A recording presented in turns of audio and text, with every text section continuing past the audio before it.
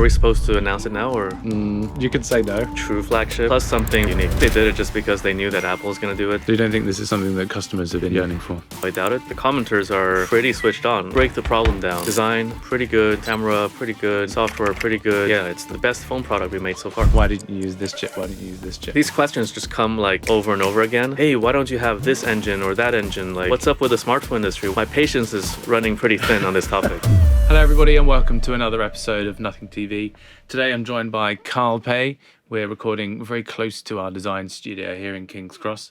And today we're going to be talking all things Phone 3, Headphone 1, and we're also going to cover some recent tech news as well. So really looking forward to this one. Carl, before we sat down, we took a quick trip over to the Samsung store just over the road. You had a quick look at the S25 Edge. This has become a bit of a trend for 2025, it seems, with the rumoured iPhone 17 Air coming later this year. What's your take on this new trend? It's all right. It's a phone that's slimmer than before. It feels different. I saw a couple of videos that it's gonna not have a great battery. I was more excited about it after, before testing it out. Like, it's really a buzzkill. Right. You expected it to be mind-blowingly thin, and maybe... Yeah. It's like when the MacBook Air came out, I was mind blown. Like, wow, this is so slim, especially because they tapered the edges. Yeah. And they played with the angles. I didn't get that feeling. What are the compromises that come with making a slimmer phone? I would have preferred it to be both small, like smaller in dimensions, and then slim. I think that would have felt really good. But having a big phone slim feels quite uncomfortable to hold.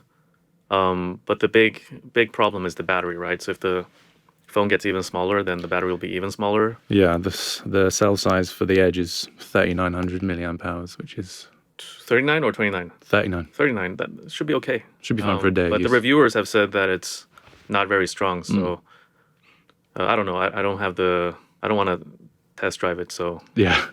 So there's not going to be another YouTube video of you reviewing the Edge. Maybe not that interesting of a video. Yeah, I can't be bothered moving all my stuff and then moving it back. But I think they did it just because they knew that Apple was going to do it, so they wanted to have something before Apple. But we also saw that the sales performance is probably not up to par. Like, it's lower than what they expected.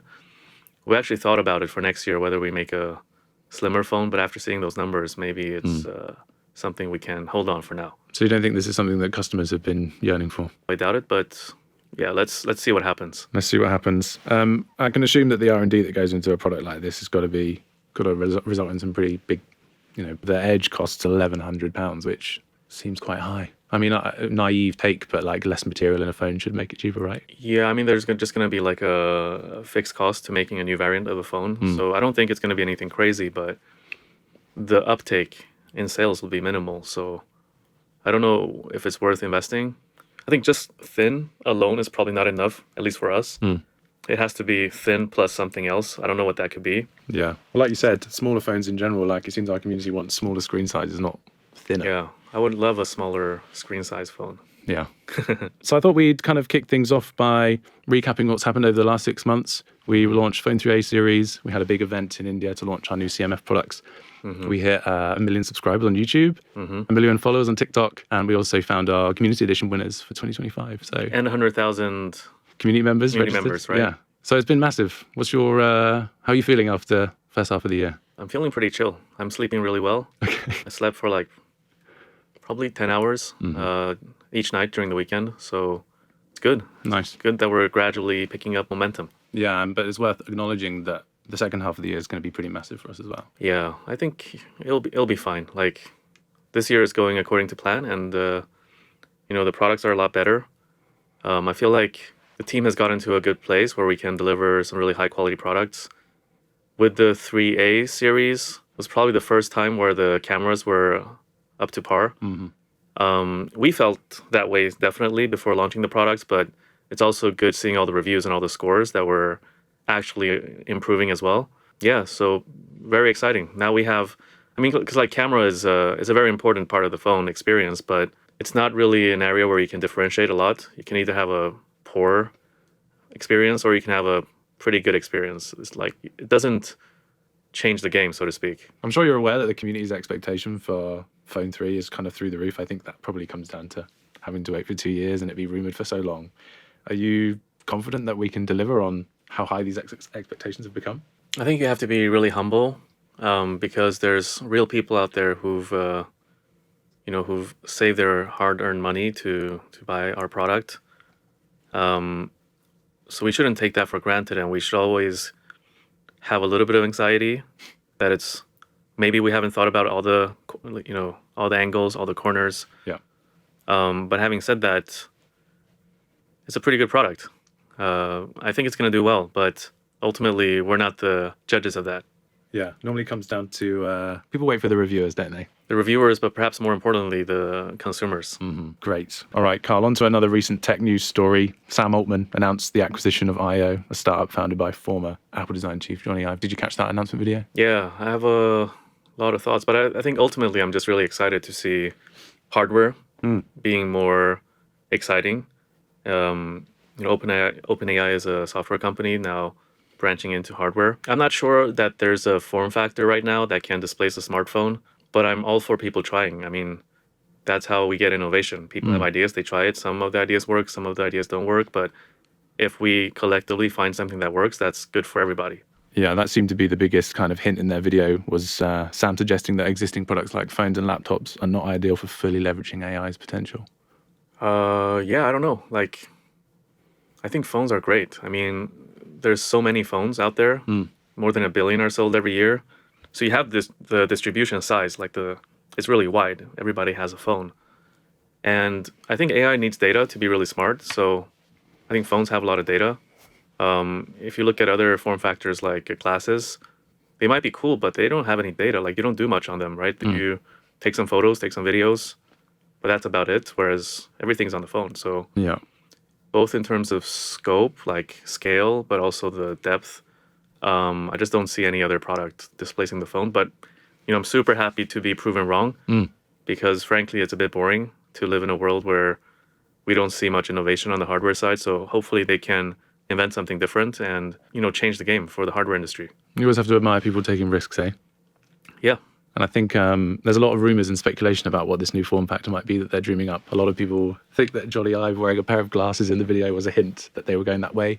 But this idea that tech needs to not be in the way, it always kind of points to the direction of a wearable or something like the humane pin, I suppose. Yeah, I think didn't they say it's not going to be glasses and not going to be a phone? And there's rumors that it's going to be slightly bigger than the humane AI pin. Yeah, it'll just be interesting to see what it is. It's going to take maybe 2 years. I think they said A year or maybe 2 next year we might see Okay. it. Maybe 2 years. Okay, so next year we'll see. But yeah, I don't know much about it. I just think it's really exciting that people are trying new things. Yeah, and especially how much capital they have to work with. It should mean that they have a pretty good shot at overcoming some interesting engineering challenges. And Yeah, I think having a lot of capital is good and not good at the same time. If you have a lot, you're not going to be super. I just think it's good to grow up with constraints. That allows you to be leaner and a better resource allocator once you're bigger as well, once you have less constraints. definitely. And you're someone who used to enjoy Apple's keynote, so how did it feel to hear Johnny Ive's voice in a video again? Because for me, I quite liked it. Yeah, it was. I liked his other video more. The one at with I think Patrick Collison at Stripe.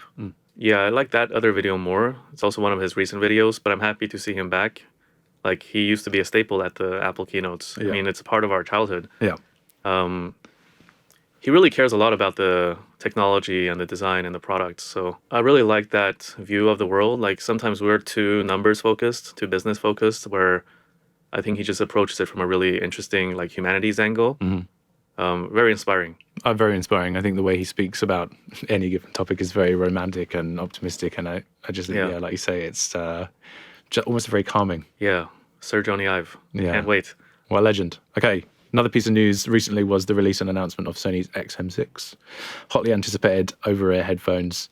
Do you follow this category closely? Traditionally, no. Okay. But because we're also thinking about this category, I began looking at it more. I think a year ago, I was at this airport, and I forgot to bring my Nothing ears, and I just wanted to buy a over-ear headphone to use during the flight. Yeah. So I walked into this airport store, I think Singapore or somewhere, and there was nothing to buy. There was the Apple AirPods Max, B&O, Bose, Sony, and I think another brand. But they were all like products from 5 or 10 years ago, or I don't know. There was nothing there to buy. So I think this is a great category. I think Sony's, it seems like people like them, and it seems like at least the category of people who buy headphones were looking forward to these. Design-wise, it's probably not that interesting. It just hasn't really changed for 15 years. I don't know, like how long has... I'm not sure, but 6th generation, so it's going to be a while, isn't it? 6 generations and 3 years? 3 years per generation? Yeah, something like that. I mean, people aren't buying new pairs of headphones every year, are they? I think there's probably a bit of a gap. Maybe 15, 20 years?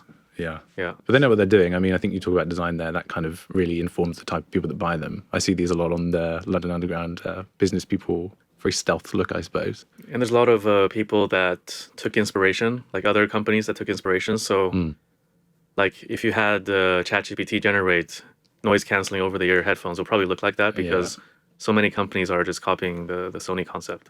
Exactly. Now, of course, on the day of their announcement, we also put a video up on our YouTube. It had Tom and Adam from the ID team dropping some sizable hints about what's coming up.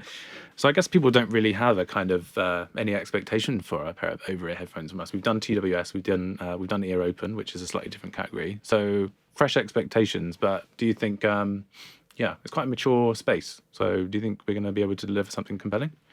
I hope so. I mean, this space has been really boring. Like if we say that smartphones are boring, headphones are 10 times more boring. Like at least the smartphone brands, they try and make different products all the time. Like phones would be upgraded every year, whereas the headphones will be upgraded every 5 years, 3 years.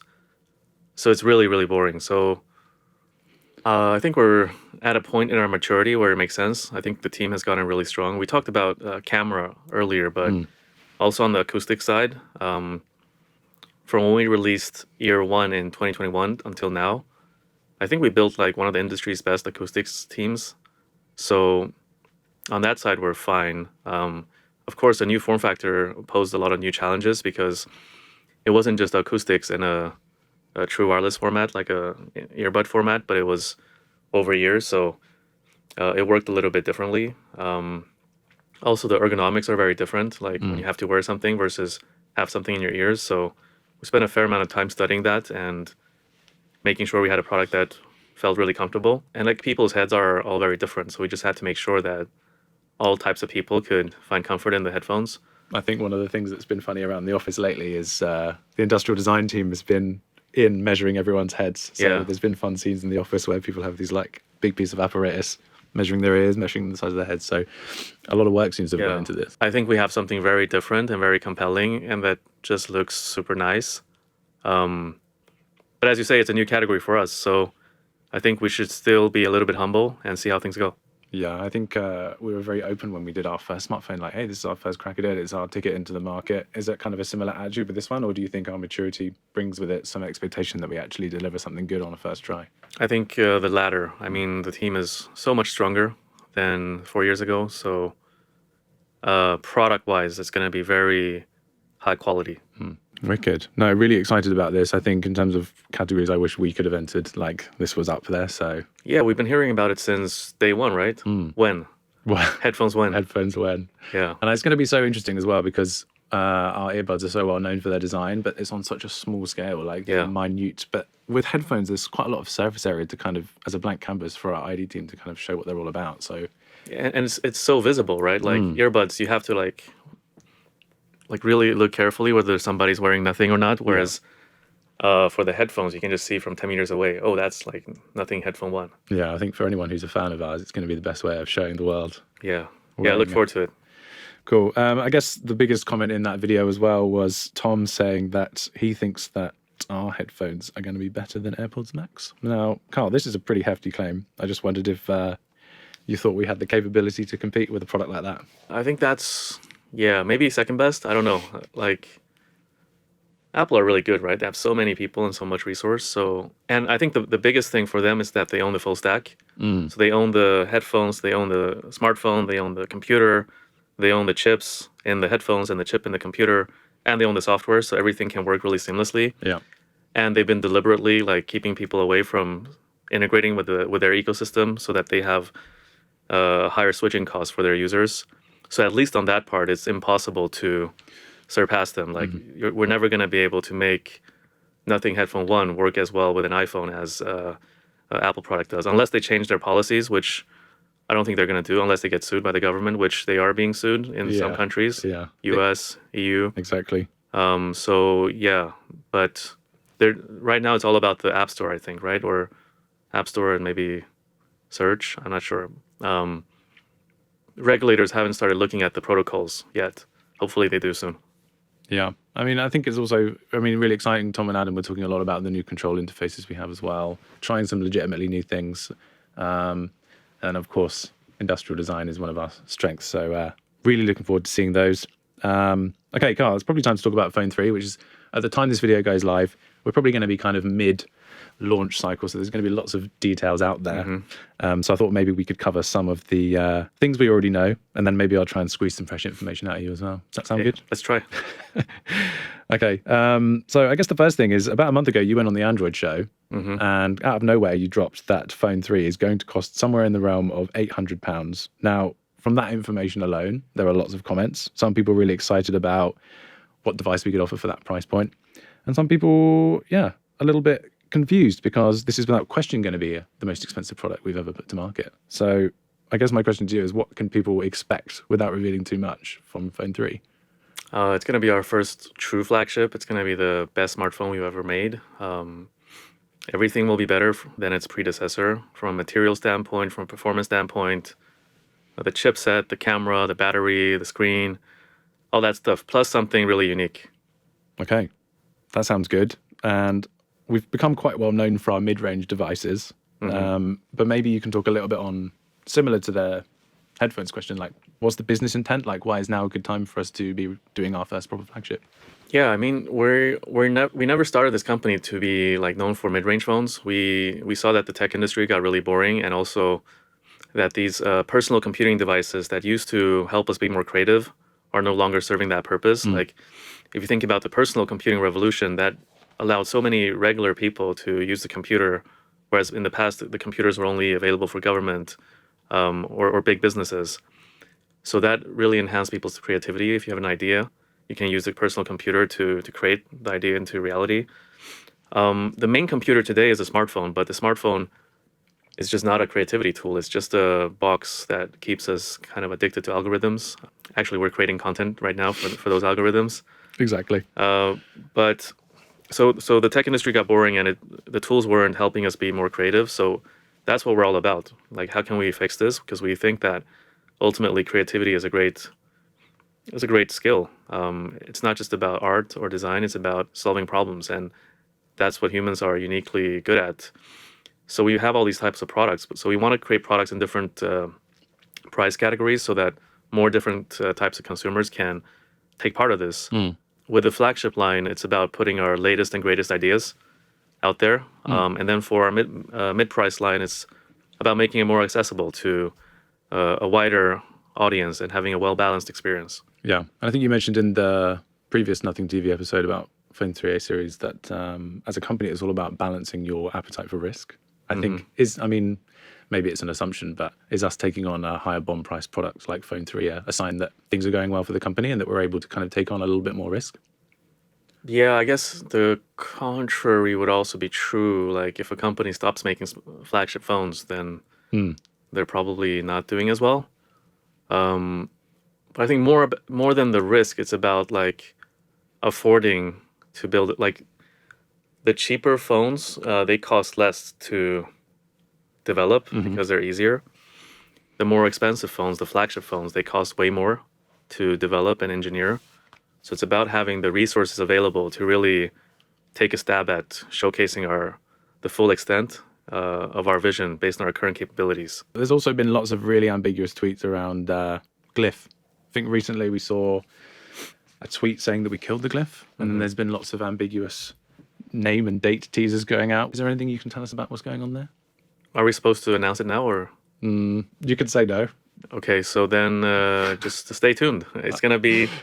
I think the commenters are pretty switched on. Like I was surprised. Yeah, I think even from the first Yeah. tease, where it's like the 3, people have noticed some So I differences. remember I asked the team like, "Hey, why is this Pokemon teaser, black and white, and why are the dots square instead of round?" I thought they made a mistake, so I was really angry. But then they said, "Oh, it's because we want to tease this new thing." I'm like, "Oh, okay." Yeah. Wow, No. that's very like they really thought about the details. Yeah, it's quite impressive actually how much can be taken from that one early asset of some Pokemon. Yeah, so if we like the glyph interface was a very unique part of our DNA. When we designed the Phone 1, we were like, "Hey, how do we design something that first of all, like 10 meters away you can tell that it's a Phone 1. And then secondly, if you just look at it for 3 seconds, you're able to sketch a defining part of it." Yeah. And I mean, we're not going to change that philosophy. So if the glyph interface is not going to be around on the flagship phone, then we should have something else that fulfills those criteria. Yeah. Yeah. No, I think everyone knows that we were never going to kill it and go into a completely bald and boring back to a phone like every other manufacturer. So people know what we're all about. Is there any other kind of fresh information you can tell us about Phone 3? Obviously, my job here is to try and squeeze something out of you. Something that we've not released yet. I think one really interesting thing is that we've always like used slightly older chipsets Right. on our flagship phones before. I think when we did the Phone 1, the chip we used was like 2 years old. And the Phone 2, the chip was maybe 1.5 years old. Right. But this time we're going to use a very, very new chip from this year, the Snapdragon 8S Gen 4. Awesome. Yeah, so it's the first time we're using a current year Yeah. chipset. Big nugget of information. Thanks for sharing that. Maybe you can tell us a bit about how we landed on that, because without question, that'll be the most powerful chip we've ever put into a smartphone. What improvements can people expect? Phone 3 is going to be our first real flagship. So although performance is not everything, we really have to outperform our previous flagship. Right. So just compared to the Phone 2, it's going to be 36% faster on the CPU side, 88% stronger on GPU, and 60% stronger on the NPU. These are all theoretical numbers, but what it means in practice is it's just going to feel a lot snappier. I mean, there's so much choice out there. It seems to be a big point of contention for customers and fans of the tech industry. Like, how do we actually arrive on the AS Gen 4? It's been one of the consistent points of feedback, I think. Like, hey, why this? Why this? Yes. And why are you using older chip? I mean, we did it from a position of balance. We wanted to create a balanced experience. But this time around, it's still balanced, right? It's just that everything else also got much better, so that we needed a even stronger chip to drive it. Because as you know, the chip is not just about playing games. Right. It powers a lot of other things like the camera ISP as well. So I think we're still very much about creating that balanced experience, but we upgraded so many other parts of the experience as well, so that we needed this chip to really drive it. Our relationship with Qualcomm has also gone from strength to strength and really gotten a lot better. I mean, they were super supportive in the beginning, but now we're working a lot closer together. So that also gives us faster access to chipsets. So good to see. I mean, yeah, I've been daily driving it for a while. It's pretty good. Yeah, I'm really enjoying it as well. Maybe, Carl, though, I can play devil's advocate for a second. Like I said, chipsets and smartphones, there's so much out there. For the people that are inevitably going to ask us, why didn't you use this chip? Why didn't you use this chip? Like, there are going to be more expensive, more premium options out there. So we know that those comments are coming. Yeah, I mean, we're always about creating a great product. And for us, a lot of it is about balance. Like, how do you create a really great overall experience?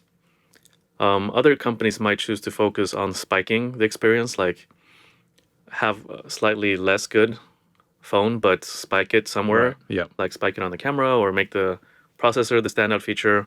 I mean, we're going to use these products for hours every single day. So for us, it's about creating this holistic experience. Like, it shouldn't have any immediate like downsides, and everything should be pretty good. So that's kind of how we approached it. If people want just processor, I think there's better, brands to pick from. Yeah. If they want just camera, there's probably better products to pick. If they want a really well kind of thought out experience, maybe the Phone 3 will be a great product for them. But actually, I find these questions just come like over and over again. You can never win, ultimately. And it's strange, right? Like, there's so many different categories of products out there. Like, if you think about cars, a processor is like, it's kind of like an engine of a car. When a car company releases a new car, people look at the overall of the car. They might look at the 0 to 100, like how many seconds it takes to accelerate, but I just haven't seen, hey, why don't you have this engine or that engine? Like, what's up with the smartphone industry? Why are people so hung up on the processor? I mean, that's just like in a car, the engine is an important part of the car, but it's also how you build the rest of the car, the aerodynamism of the design, how well the engine plays with other parts of the components. Same on the smartphone. You also have companies with like really good chips who don't really optimize the software, so it lags or overheats. So it's I don't know. I'm pretty my patience is running pretty thin on this topic. Well, maybe that's what they're trying to do, Carl. Maybe they're trying to wear you down until you build one of these spike products where you buy the most expensive chip at the time and you give up on the rest of the product and make something very vanilla with the best chip. That Yeah. wouldn't be a company that I would want to work for. Yeah, I wouldn't. Yeah, we'll probably do that. Never. Never. Put it in the diary. Okay, Carl, for Phone 3A series, we also debuted Essential Space, which also made its way onto CMF Phone 2 Pro. There's been a couple of updates since we launched, which is really nice to see, but just wonder if Essential Space is also going to be an important feature for Phone 3 as well. I mean, we're thinking about like on the topic of creativity. How do we help you like become more creative? I think one part of it is starting with helping you organize your thoughts better. And I don't think we really innovated that much on Essential Space, because if you think about it, the screenshots was already a very established habit. When you wanted to remember something, you would take a screenshot to reference later. Voice memos were already established. Digital journaling was, I mean, on the iPhones, they have a journal app. People use a notepad on their phones to remember things. Yeah. There's just so many ways to remember things. We're just trying to streamline that into a single button so that it almost becomes like automatic. Okay, I gotta note something for later. Let me just use the essential key and the essential space. So that's not enough to help people kind of exercise or realize their creativity, but it's a good step towards that direction. And we were actually really surprised because we released it as a preview, meaning that we had a lot of ideas of where to take the product, but with such an aggressive timeline for the March launch for 3A, Yeah. we weren't able to do all that. So it was like a preview. And there's still a lot to come. We got to speed up and make that happen. But I'm really surprised to see that about 20% of the users who have access to Essential Space, they use it at least once a week. So 20% WAU on a preview product. I think it's way more than what we expected. So I think this will be a great place to invest more resource, because we barely started and there's already 20% WAU, and with the stuff that's kind of in mind, I think we can do a lot more to make it really useful. I think usage is the best indicator for whether something is actually useful for people. Like it's not the marketing. It's when you look at the data, how many people actually use it. Totally. And I'm sure you're on some of the internal beta builds as well. There's lots of great stuff coming. Still not fast enough. No, I mean, yeah, so much more to come. You talked a little bit about what the vision for Essential Space is there, but I just wonder if you can talk us through the thought process on how you might decide to, like, what features do you actually develop and what features do you ship? Because I'm sure there's a whole world of ideas about what Essential Space can do and what the whole Essential kind of ecosystem can do. But how do you find focus on which of those to actually ship? I think software is very different from hardware, and we're at a stage where we need to start looking at them more differently, because hardware, you have an idea. You don't get to test it out. You just have to kind of go with it, and a year later you see whether it worked or not. Whereas in software, if we structure it well, we can ship the idea really quickly and iterate really quickly, and we can take users' feedback and just keep making it better and better. So I think that's the approach we're going to take on software. Maybe you can tell us a bit about how Essential Space actually works, because I'm sure it's not lost on everyone that we're quite a young company and we don't actually own any of our own AI models yet. So what are we leveraging? Like, how do we actually manage to achieve some level of intelligence without going through that very expensive process? I think we're really lucky because there's so much going on in AI right now and so much investment going into these model companies. And if we can build a product that only gets better as the models get better, I think that's a really good place to be. I think there's still a lot more improvements in the models to come, and that will just immediately become improvements in Essential Space and all the other AI features that we're building. But for me, I don't think it's right for us to invest in large language models. Like that's a very different skill set from the skills that we have, and it's a very different investment profile than the business that we're currently in. But the good news is that these models are getting better and better. There's a lot of investment into them. Open source models are also getting really strong. Commercial models are getting better and better.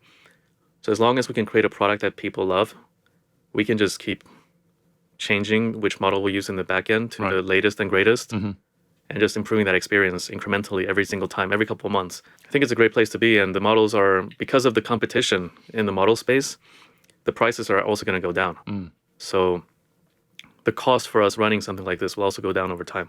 Yeah, it seems like it's abundant at the moment, the options we have. So it puts us in a good position, like you say, to leverage latest and greatest. I think in the future we might do some like training of smaller models, but only when it's about like adapting these large language models to on-device, because the neural processing units are getting stronger and stronger as well. They're still not strong enough, but you can see the trend, right? If the large language models keep getting better, that means the smaller models are also going to get better. Yeah. And then there will be an inflection point where the on-device compute is strong enough to run these smaller models for more general tasks. And then it really makes sense for us to just put it on device. And then that's when we should invest in adapting these large language models to on-device. That can give us a bunch of benefits, but also give the consumers a bunch of benefits. Like, I think the biggest one is just data security. Like, you don't have to upload your data into the cloud. You just have it on device. Right. You do all the compute on device. No, really exciting. Even when you're off on airplane mode or whatever. Still. Yeah, it's like in a few years, everybody will have super, super smart AI just on their phones locally. Really exciting. Carl, I thought I'd hit you with a maybe slightly more contentious question. We saw some rumors and speculation online that Nothing might start charging for essential space. Can you clarify what's going on there? Yeah, I think we're very lucky to have a super dedicated community who goes in and kind of like takes apart our APKs to look for strings and look for resources and assets. Yeah. So I think that's what happened. Somebody got their hands on an older version of the APK, Right. and they decompiled it and saw that there were some strings related to charging for essential space. That was never in the production software. It was just like zombie strings we had there for whilst we were developing it. But I think at the same time, we've been not that great at communicating. We saw the feedback and the questions, but we didn't really, tell people what's coming. But I think since then we've clarified, like, at least the current scope of the features, they're not going to be charged. There might be a premium tier in the future. I think most smartphone companies are also developing a premium tier. Yeah, most free AI services have some level of like, whether it's upping the amount of requests you can make or, it's pretty common practice, I think. But for us right now, like Essential Space is pretty bare bones. It's like in a preview mode. We think it's probably like 10% done. There's 90% of more stuff to build. So if we're going to charge, it has to be some substantial value that people can get out of it and not just the current product. Cool. Good to clear that up. Carl, on to the big question then, which is why did Phone 3 take so long to produce? Obviously, it's been about 2 years now since Phone 2 came out. Now, maybe it's just because the industry has trained consumers to expect new phones every year, but maybe you can kind of give some thoughts on, or just some insight into why it's taken us 2 years to get Phone 3 to market. Yeah, I think first of all, there's no set rule. Like you have to release a flagship phone every X amount of months or years. Like why can't you make a flagship phone every 5 years or 3 years or 6 months? Like where's the rule that says what you can do and cannot do? It's similar to like when we had the 3A, we got a lot of comments. Why did you release the 3A before the 3? Yeah. There's no rule that says you can't release the 3A before the 3. So that's why we did it. And it's worked. So, but more realistically, like there's not much you can do anymore. Like the smartphone is so mature as a product category. Like if we had a new flagship every year, I don't really know what we would do. Like, yeah, a little bit faster processor every year. Yeah, you've talked at length about how most smartphone manufacturers make very iterative kind of changes. So is there some strength in like waiting a little bit and then the kind of upgrades seem kind of more sizable? Because I remember a lot of people gave us a lot of feedback when we released the Phone 2 about how it looks almost too similar to Phone 1. I mean, firstly, how annoying was that feedback? And secondly, what could people expect for the design of Phone 3? I think it's fair, right? Because like we said the industry was boring. And one part of it being boring is like everything looks the same. So then you go and release something that looks pretty much the same. So if people complain, that's fair, I guess. Between phone 1 and phone 2, we had 1 year, right? Yeah. I don't feel the changes were big enough to Okay. warrant the phone 2. It was a good product. Like our team had by that time gotten a lot better, especially on the software side. So the software was a lot better. But maybe if we replayed, we should have done phone 2 a year later, just done flagships every other year, because then you get to like accumulate a lot of technical advancements to Yeah. release, but also you get more chance to kind of get stronger internally as well. One of the defining features of phone 3, I think we've been working on it for about 2 years now. Gone through 3 different technical partners to make sure we had the right implementation. It's actually quite nice, having that breathing space to kind of not be on the hamster wheel to deliver something all the time. Yeah. But I think the interesting part is like, how do you evolve your language while still being uniquely yourself? Right. And that's a journey we went on even since the beginning. I don't know if you saw the Sony museum wall. Like, how do we, in 10 years from now, also have a wall like that where we can proudly showcase all the products we made, and where not only can you see that all the products are really well designed, but there's also a consistency behind all those products. I feel like that's super rare in the industry. Back in the day, it was probably who's first, B&O or Braun? Probably B&O was first, Bang & Olufsen, and then came Braun, and then came Sony, and then came Apple. Like, these were the iconic industrial design companies of those times, and their contemporaries were not as strong. That's why only those companies were remembered by history. So we were thinking, like, what can we also be the next one? And that requires you to have patience and stick to your guns on a consistent design language. So whilst the phone 2 might not have evolved that much compared to the phone 1, and that's a lesson we're taking with us, how do we still keep it uniquely us? I think we have a pretty good offering with the phone 3.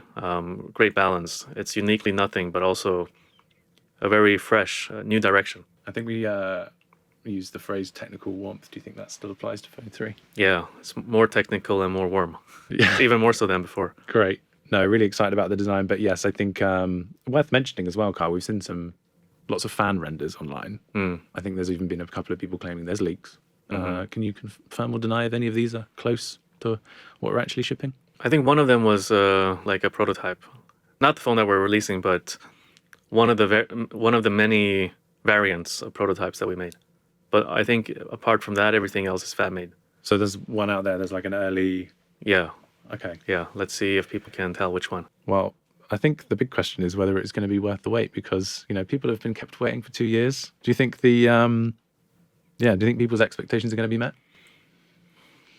It's really hard to say. I'm very very anxious every time before launching a new product, because, like I said before, it takes a year at least. You have an idea, and then a year later it comes out. Whether it's going to work or not, it's really hard to tell. But if we just break the problem down: design, pretty good; camera, pretty good; software, pretty good. I don't know, it feels hard that it's not gonna work. Yeah. Like something.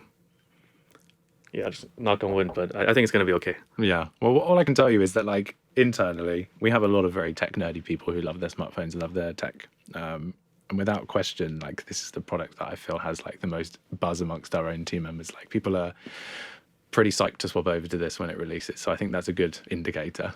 Yeah, I'm seeing people internally actually be a part of the camera, like testing the camera and giving feedback on the camera. I didn't see that much of it before.